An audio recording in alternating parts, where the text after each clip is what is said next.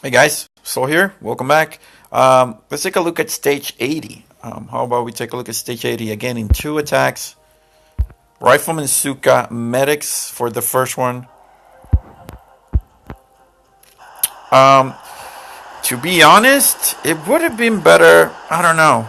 Like those mortars were one-shotting my rifleman, so this is the first time that has happened in any of the mega grabs stages. Like this is the first for real time where the mortars were actually a pretty significant dent. Like usually my rifleman survived. So knowing what I know now, maybe bringing the medics is not a good idea. Because of the mortars, but then again, I was able to tank the rocket launchers. I was able to tank everything else, so maybe it is a good idea. I don't know. As long as you can either freeze the mortars so that they're doing, they're firing every 10 seconds instead of 5 seconds. That's gonna, make it better for you guys. So I'm gonna do this in 2x speed, and actually you can see them there. Let me do normal. You can see that mortar is gonna fire soon. And actually, the flamethrowers were also putting a huge dent. So I lost about 30% of my troops on that initial push. That hasn't happened before, and I was sort of counting on that.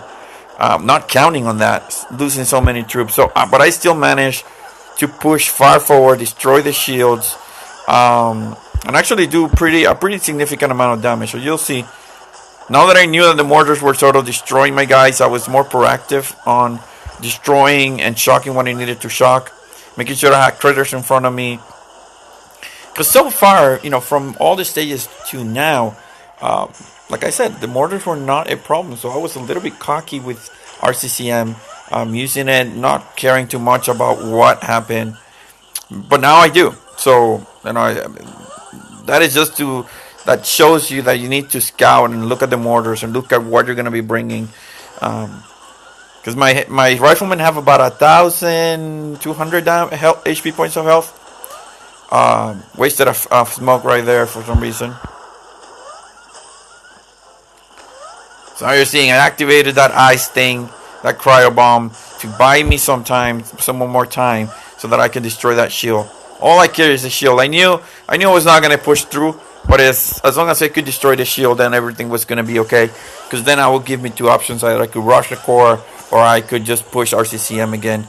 I decided to do RCCM again. It was actually pretty close, to be honest with you. If I were to do things different, that would be one of the things. Maybe not do an RCCM as a secondary, because as you can see on the next attack, on stage 80 final attack,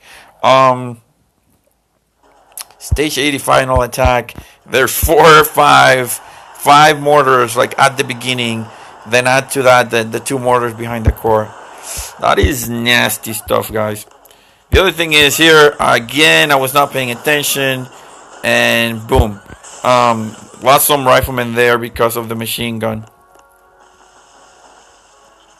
Mortared again. Now that I knew that the mortar was nasty, you saw me taking evasive action, shocking, and I decided to take that approach because that mortar was right there. I didn't want to be on his, on his fire range until I was ready to engage him and shock him, right? So approaching from that far upper corner, meant that it was going to be better. There we go. We're going to accelerate this. It was all essentially, I was already in 2x, but it was all essentially shocking, making sure that I destroy the mortars. And then I saw my numbers dwindling, and I was like, oh shoot, I made a mistake. So I decided I'm going to go for core. The replay did fail there, but it didn't fail. I actually finish it with 2 riflemen to spare, and about 20 Zookas, all my medics, and all but 4 cryoneers. So yeah, that's how I took stage 80, guys. Thank you for watching, and stay tuned for stage 81.